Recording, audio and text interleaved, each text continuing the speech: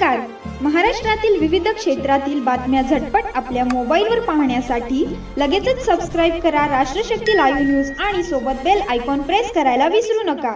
नमस्कार मित्रांनो, मी प्रदीप फडतरे. राष्ट्रशक्ती न्यूज चॅनलमध्ये आपल्या सर्वांचं स्वागत आहे. आपण सध्या माळशिरस या गावामध्ये आहोत. माऊलींची पालखी या ठिकाणी मुक्कामाला आहे आणि आपण आता सध्या माळशिरसमधील मुख्यमंत्री वारकरी सुविधा केंद्र या ठिकाणी आहोत. आपल्यासोबत एक तरुण वारकरी आपल्याला भेटलेला आहे. आपण त्यांच्यासोबत चर्चा करणार आहोत. रामकृष्ण हरी माऊली. रामकृष्ण हरी. आपलं नाव आणि गाव? माझं नाव श्रेयस दिलीप सावंत आणि मी गोवा या राज्यातून म्हापसा या तालुक्यातून आलेलो आहे. आपण गोव्यातून पंढरपुराच्या विठ्ठलाच्या दर्शनासाठी आलात का? होय, विठ्ठलाच्या दर्शनासाठी. आणि मी पुण्यात येऊन तिथून पायी वारीला चालू केलं. बरेचसे लोक या महाराष्ट्रातले असतील किंवा परप्रांतातील असतील किंवा इतर राज्यातील असतील, ते सर्व लोक हॉलिडे मानण्यासाठी किंवा सुट्टी किंवा आनंद लुटण्यासाठी गोव्या राज्यात येतात. परंतु तुम्ही वारीसाठी गोव्यातून महाराष्ट्रात आला. काय वाटते तुम्हाला? माझ्या मते जे इतर स्टेटमधनं जे आमच्या स्टेटमध्ये येऊन ते आनंद साजरा करतात, तो त्यांना त्या गोष्टीमध्ये आनंद मिळतोय. जी गोष्ट बीचवर फिरून किंवा इतर खाणं पिणं या सगळ्या गोष्टी करून त्यांना आनंद मिळतोय. पण मी तिथला स्थानिक असून मला तिथे ते रमत नाही. माझं स्वतःचं घर आहे, पण माझा जन्म तिथे झाला, पण या गोष्टी मला रमत नाहीत. माझं मन इकडे रमत होतं. तुमच्या महाराष्ट्रामध्ये येऊन या वारीमध्ये, या दिंडी सोहळ्यामध्ये अनुभव घ्यायचा होता. याचं कारण असं की इथे 5-6 वर्षाचं लहान मुलींपासून ते 90-95 वर्ष वयस्कर आजी आजोबांपर्यंत सगळे प्रवास करतात या वारीचा पायी. कदाचित मला तर वाटतं की ह्यासाठी मला पांडुरंगाने बोलवून घेतलं आणि त्यासाठी म्हणून मी आलो. हा आनंदाचा सोहळा क्षण बघण्यासाठी म्हणून मी आलो. आपला प्रवास कसा होता? म्हणजे कुठून कुठं आलात आणि परत कसे आलात इकडं? मी घरी सगळं बोलणं झाल्यानंतर मी मडगाववरून निघालो, रत्नागिरीला आलो.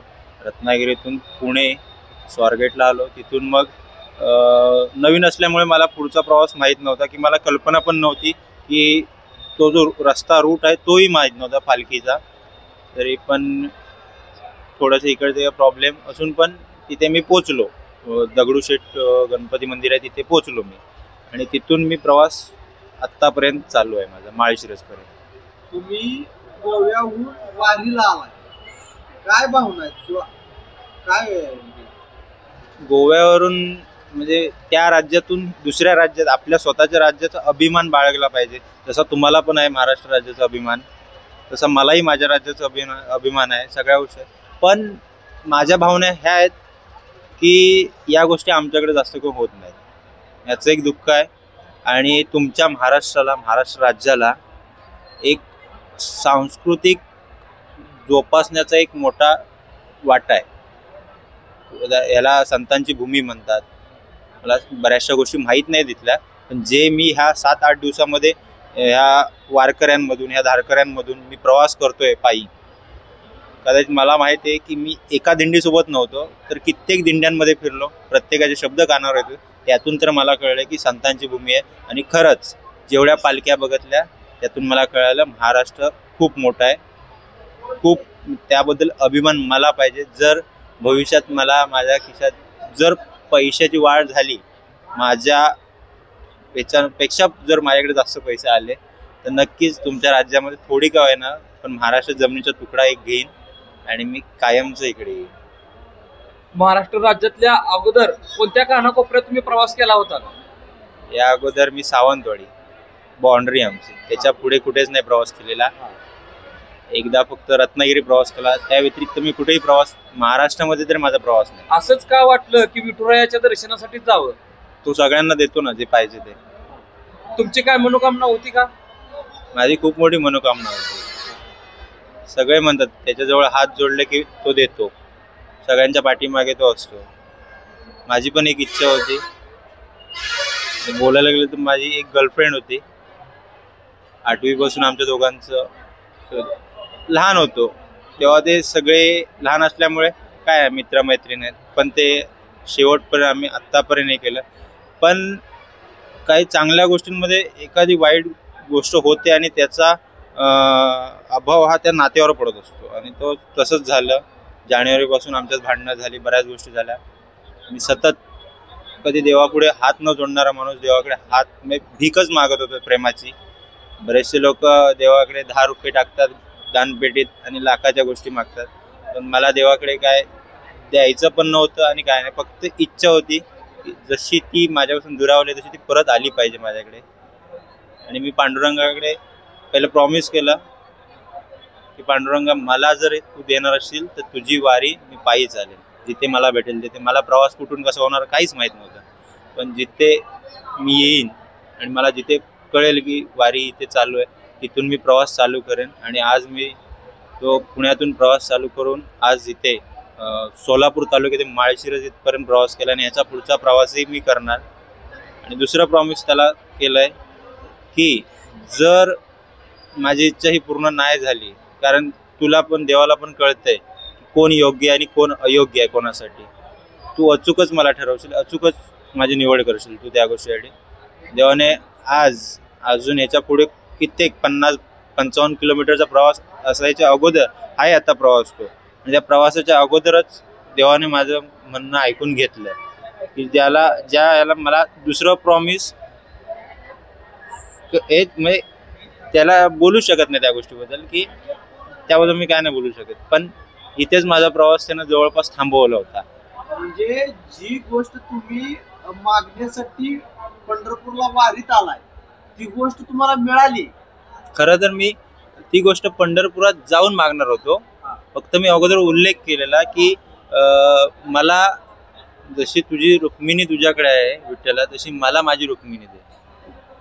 आणि त्यासाठी मी पंढरपुरात पोचल्यानंतर मी त्याच्याशी ही गोष्ट समोरासमोर बोलणार होतो.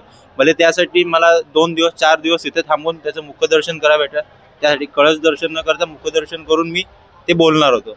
पण पांडुरंगाने हे सगळ्या गोष्टी बघितल्या माझ्या आणि अगोदरच मला त्याचं फळ दिलं. ज्यामुळे आता दुसरा प्रॉमिस काय बोलायलाच नको, त्याला सांगायला नको, ते फक्त हे करायचं. त्या मुलीचा आज काल रात्री फोन आला मला, माझ्याशी बोलली ती, मी सगळीकडे ब्लॉक होतो, पण पांडुरंगाने तिच्या मनामध्ये मला ब्लॉक नव्हतं केलेलं. काहीतरी तिला पण वाटलं, तिने काल फोन केला, जसा गेलाय त्रास होत असेल, सगळ्या काळजीपोटी ती बोलत होती, सगळ्या गोष्टी तिने बोलवून घेत होती मला. म्हणजे आता तुम्ही लग्न करणार आहे का? हा, लग्न करणार आहे. अगोदर तसं काय ठरलं होतं? ठरलेलं होतं, लग्नाचं ठरलेलं होतं, पण काही लोक असतात असं की एखाद्याला चांगलं होत असेल तर नाही सहन होत त्यांना.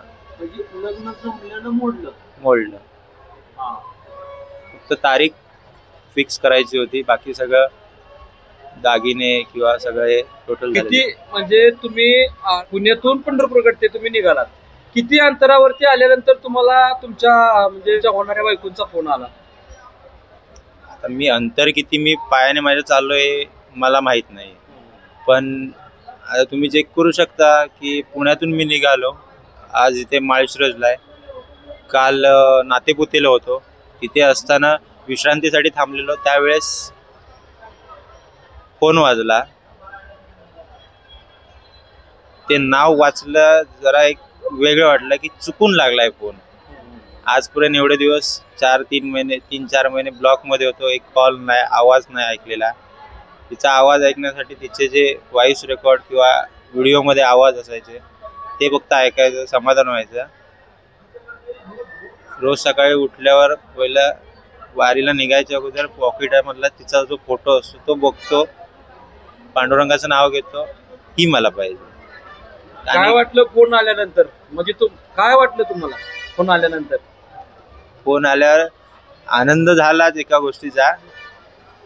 कसा व्यक्त झाला तुम्ही? आनंद असा झाला की काय लोक इतके वाऱ्या केल्या, 25 आणि 30 मी व्हिडिओज बघितलेत. एक वयस्कर आजोबा 60 वाऱ्या केल्यात, 60. त्याला तर त्या माणसांना तर पांडुरंग खूप काही दिलं असेल, पण त्यांना ते नको होतं. मला जे पाहिजे होतं, मला पहिल्या वारी पण पूर्ण नाही केलेली, त्याच्या अगोदरच दिलं अर्ध्यावर. म्हणजे तुम्हाला कोणी सांगितलं होतं का बाबा वारीला गेल्यानंतर तुम्हाला ती मिळेल? नाही, मी युट्यूबला, फेसबुक, इंस्टाग्रामचा वापर करतो. म्हणजे सोशल मीडिया मार्फत एक रील बघितलेली मी, त्यामध्ये ते बोलत होते की पांडुरंगा बघ की तुझ्याकडे मागितलेल्या प्रत्येक गोष्टी पूर्ण होतात. हे फक्त एक वाक्य मला इथे येण्याला टर्निंग पॉइंट आहे तो, की तुझ्याकडे मागितलेल्या सगळ्या गोष्टी पूर्ण होतात. माझी पण गोष्ट त्यानं पूर्ण केली. आता माझी इच्छा आहे की त्याच्या दर्शनाला भले तिथे आता 2-3 दिवस गर्दी असेल आषाढी नंतर, पण जोपर्यंत मला त्याचं मुखदर्शन होत नाही, त्याच्या चरणावर पाय ठेवत नाही, तोपर्यंत मी तिथनं जागा सोडत नाही पंढरपूर. त्याच्यानंतरच मी माझ्या घरी जाणार. आता तुमचा आणि तुमच्या त्यांचा संपर्क झाला, तर तुम्ही त्यांना काय सांगितले? की तो कंटाळला असशील, नाही तुला एवढं चालायची सवय, तू ये मागे, जसं असशील तसं मागे, मी तुला स्वीकारायला तयार आहे, मी तुझ्याशी नीट वागायला तयार आहे. घरच्यांना माहित होतं का? हो, घरच्यांना माहिती आहे. म्हणजे तुमचं लव्ह मॅरेज होतं? फक्त घरच्यांना लव्ह मॅरेज आहे, आमच्या दोघांचं हे प्रेम आहे माहित आहे, पण वारीला आलेलो पहिले 2 दिवस कोणाला माहित नव्हतं. तुमची ओळख कशी झाली? कॉलेज पहिल्या 8वी पासून आम्ही एकत्र होतो. त्यानंतर आम्ही कॉलेजला पण एकत्र, जस्ट आमचं हायस्कूल आणि कॉलेज एकत्रच होतं. कोणत्या हायस्कूल आणि कॉलेज? गोदुताई, कुठे? पणजी. आणि तिथे आम्ही एकत्र होतो. कॉलेजला पण तिथेच होतो. त्यात आमची ओळख झाली. जस्ट आमचे एक्झाम व्हायचे त्यावेळेस नंबर वाईज असल्यामुळे ते आमची ओळख असायची त्याला, आणि तिथून आमचं म्हणजे एका पाठोपाठ एक नंबर होते का तुमचा? एका पाठोपाठ एक नंबर. त्याची पण एक वेगळी स्टोरी आहे की अल्फाबेट नुसार मुलींमध्ये तिचं आडनाव तोडणकर, अल्फाबेट नुसार ती टी, आणि माझं आडनाव सावंत, माझं एस. मुलांमध्ये मी पहिला. तर तिचा 9-4 नंबर तिचा होता आणि 9-4 माझा.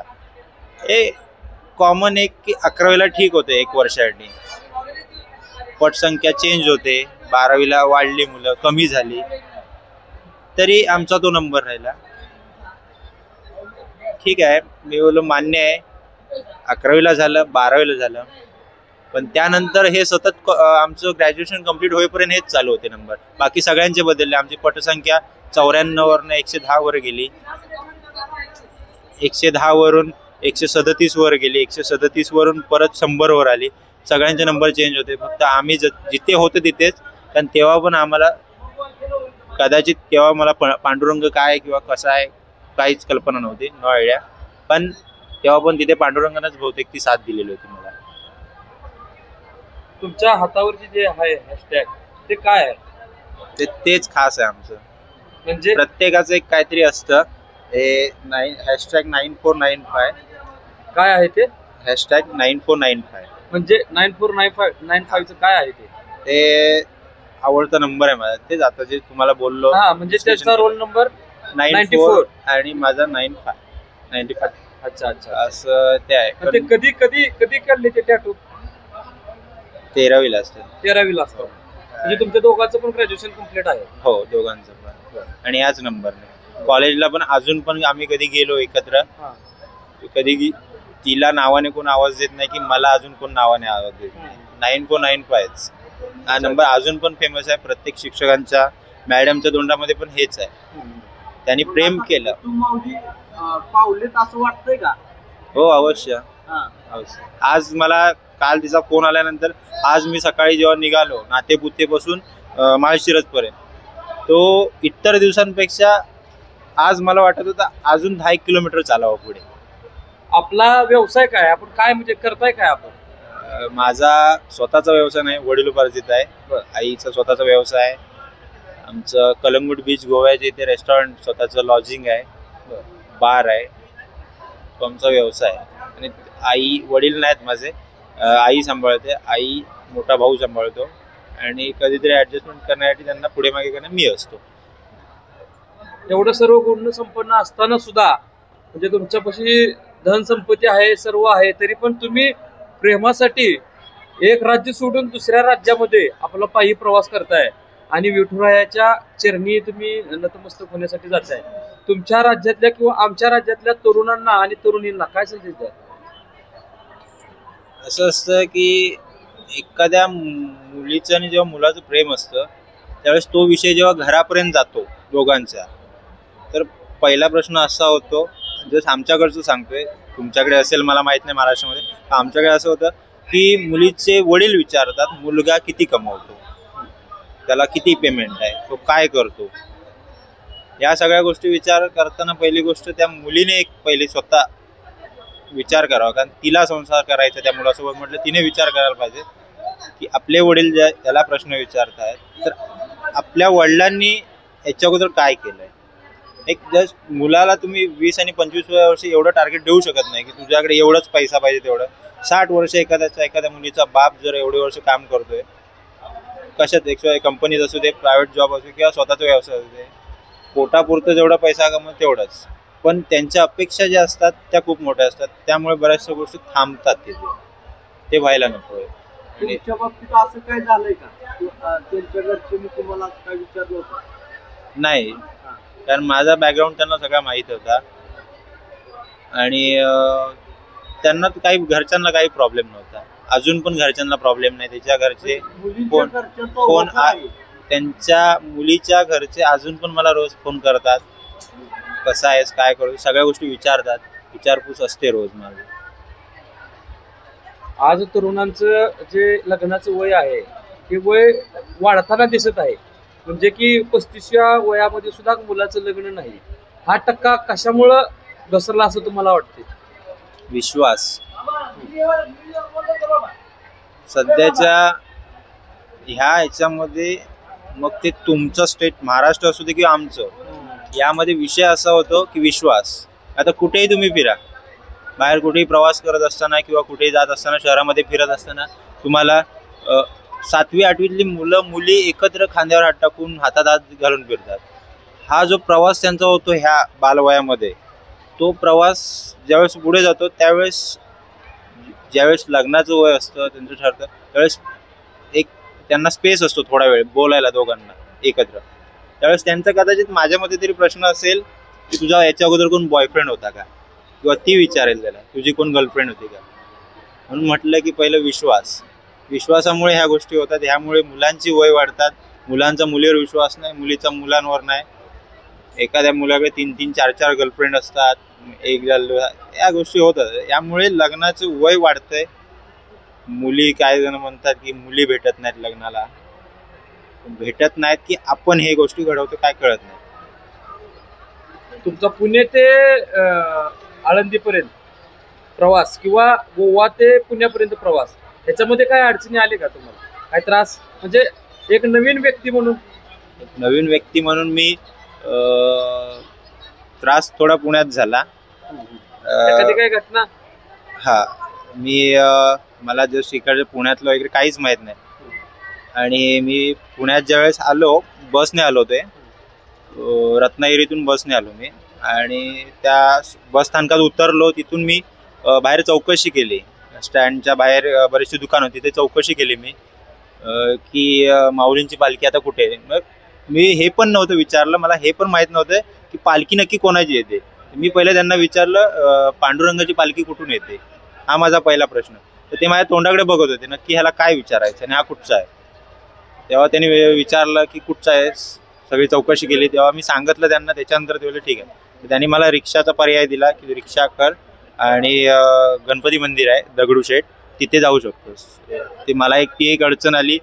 नंतर आत्ता मला कळतं की 30-40 रुपये होत होते तिथे जायला त्या बस स्थानकापासून, पण त्या रिक्षावाल्याने 600 रुपये घेतले. हीच अडचण. बाकी हा, हीच फक्त एक अडचण होती.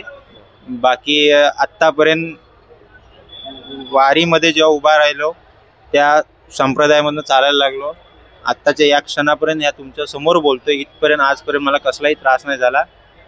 मला माझं जर हे स्वतःचं झालं, मी परत सांगतोय, मी माझं राज्य सोडून, माझं घर सोडून मी इकडे नक्की येईन, या महाराष्ट्रात राहीन. ही संस्कृती मला खूप आवडली आहे, जे आमच्याकडे नाही आहे. आता तुम्हाला महाराष्ट्रामधल्या लोकांना एक उत्सुकता असते की गोव्यात जाऊया फिरायला, ते तुमच्यासाठी नवीन आहे. इथे काहीतरी तुम्हाला फिरायला भेटतं, काहीतरी वेगळं वाटतं, म्हणून तुम्ही तिकडे जाता. मला ते रोजचं झालेलं आहे. हे मला वर्षातनं एकदाच भेटणार होती वारी. यावर्षी ठरवूनच ठेवलेलं जायचं म्हणून. अगोदर 2 दिवस घरी पण माहीत नव्हतं मी कुठे आहे तो. नंतर इकडे आल्यानंतर कळवलं मी पोचलो म्हणून वारीला आलोय मी. गोव्यामध्ये तुम्ही अनेक प्रकारच्या विविध हेअरस्टाईल बघितल्या असतील किंवा वेगवेगळ्या कपड्यांच्या म्हणजे घालण्याच्या पद्धती बघितल्या असतील, पण महाराष्ट्रातली जे एक पद्धत आहे त्याच्याविषयी काय वाटतंय तुम्हाला? म्हणजे कशा प्रकारची लोक तुम्ही बघितले आतापर्यंत तुम्ही आज वारीमध्ये? तो लुक पण केलाय, महाराष्ट्रीयन लुक केलाय आता. आवडला मला हा लोक. हा. मी स्वतःचं मन मला अजून सांगते, श्रेयस तू गोव्याला जेव्हा जाशील तुझ्या घरी, निदान एक दिवस तरी हा लुक घालून तू जा, बाहेर जा, एक दिवस तरी बाहेर उभा राहा, तुझ्या दुकानाची ते घराची कुठे तरी बाहेर उभा राहा आवर्जून. ज्यांना कळत नसेल ना ते पण आवडीने तुझा ह्या लुकचा फोटो काढतील. ह्या कपड्यात मला ह्याला कपडे बोलता येणार नाही, हे सोनं आहे खरं एक अर्थाने पांडुरंगाने दिलेलं. आणि यात मला खूप बरं वाटतंय की हे चेंज पण करायचे वाटत नाही. गोव्यामध्ये गेल्यानंतर अशा प्रकारचे कपडे घालून फिरताल काय तुम्ही? नक्की नक्की नक्की आवडेल तुम्हाला? आवडेल. पाहिजे तर तुम्हाला मी त्या संदर्भात फोटो पण टाकेन. नक्की. आता तुम्ही इथं माळशिरस मध्ये आहात, आता इथून काही अंतरावरती पंढरपूर आहे.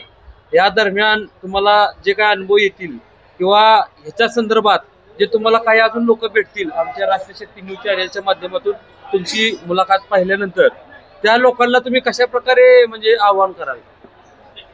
मी आव्हान असं काय करणार नाही, पण त्यांना एक सांगेन, मुलाखत जर पूर्ण त्यांनी बघितली इंटरव्ह्यू तर त्यांना कळेल हा मुलगा फक्त प्रेमाबद्दल आलेला आहे, प्रेमासाठी आलेला आहे. पण मी आलेलो मान्य करतो, मी प्रेमासाठी आलेलो की माझ्या प्रेम जे हे झालं पांडुरंगाने दिलंच, पण त्यासोबत मला खूप आनंद दिला. हा मरेपर्यंत विसरणार नाही आणि ही वारी आहे, मरेपर्यंत परत याच्या पुढे कधी चुकवणार नाही. प्रत्येक वर्षी वारीला अखंड न पडता तुम्ही प्रत्येक वर्षी या वारीला याल, जसा असेल त्या अवस्थेत येईन. पुढच्या वर्षी तुम्ही जोडीनं वारीला याल काय? नक्की नक्की. या दादांना आपल्या राष्ट्रशक्ती न्यूज चॅनल कडून त्यांच्या वैवाहिक जीवनासाठी आणि पुढील आयुष्यासाठी आपल्या राष्ट्रशक्ती न्यूज चॅनल कडून खूप खूप शुभेच्छा. त्यांना ही वारी सुखाची, समृद्धीची आणि आरोग्याची जावो. राष्ट्रशक्ती न्यूज चॅनलच्या माध्यमातून आपण बघू शकताय, आपण वेगवेगळ्या स्टोऱ्या, वेगवेगळ्या कव्हरेज किंवा आळंदी ते पंढरपूरच्या माऊलीच्या पालखीतील जे ग्राउंड रिपोर्ट आहेत ते आपण करतोय. आमच्या चॅनलवरती नवीन असाल तर आमच्या चॅनलला लाईक करा, सबस्क्राईब करा आणि शेअर करा. कॅमेरामन गणेश देशमुखसह मी प्रदीप फडतरे, राष्ट्रशक्ती न्यूज माळशिरस.